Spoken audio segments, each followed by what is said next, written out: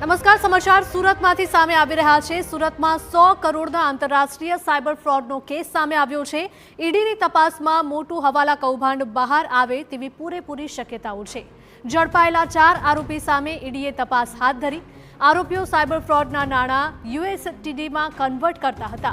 નાણાં યુએસડીટીમાં કન્વર્ટ કરી દુબઈ સહિતના દેશમાં તેઓ મોકલી રહ્યા હતા। 1 વર્ષ અગાઉ એસઓજીએ સિંદીવાડમાં દરોડા પાડીને ઝડપ્યું હતું આ સમગ્ર કૌભાંડ।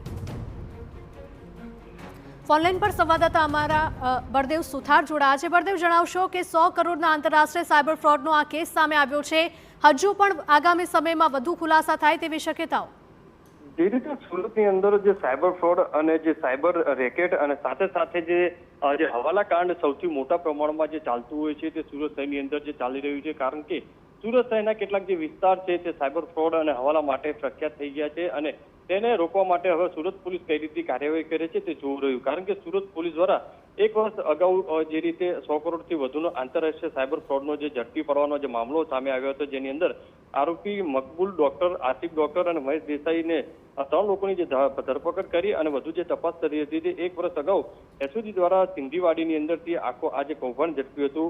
ઓનલાઈન જે ટ્રાવેલિંગ બુકિંગની આડની અંદર હવાલા રેકેટ જે ચાલતું હતું, સાથે જેનાથી 490થી વધુ સિમ કાર્ડ, ચેકબુક, અલગ જે ડોક્યુમેન્ટો મળી આવ્યા હતા। એટલે જેની અંદર હવે ઈડી દ્વારા પણ જે તપાસ કરવામાં આવી રહી છે અને આખરે હવે ઈડી દ્વારા જે અલગ 3 લોકો સામે એફઆઈઆર દાખલ કરી અને તેમની ધરપકડ કરી અને કોર્ટની અંદર રજૂ કરી અને વધુ તપાસ હાથ ધરી છે। જ્યારે એસઓજી દ્વારા જે તપાસ પૂર્ણ થયા બાદ હવે ઈડીએ જે તપાસ શરૂ કરી છે, એટલે કે આવનારા સમયની અંદર અલગ જે રીતે જે હકીકત જે સામે આવી શકે છે।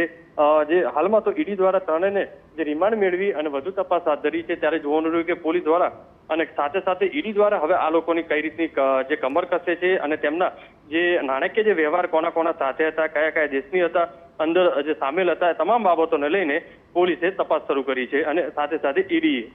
જી બળદેવ, માહિતી બદલ આપનો આભાર। તો ઝડપાયેલા 4 આરોપી સામે હવે ઈડીએ તપાસ હાથ ધરી છે। આરોપીઓ સાયબર ફ્રોડના નાણાં યુએસડીટીમાં કન્વર્ટ કરતા હતા।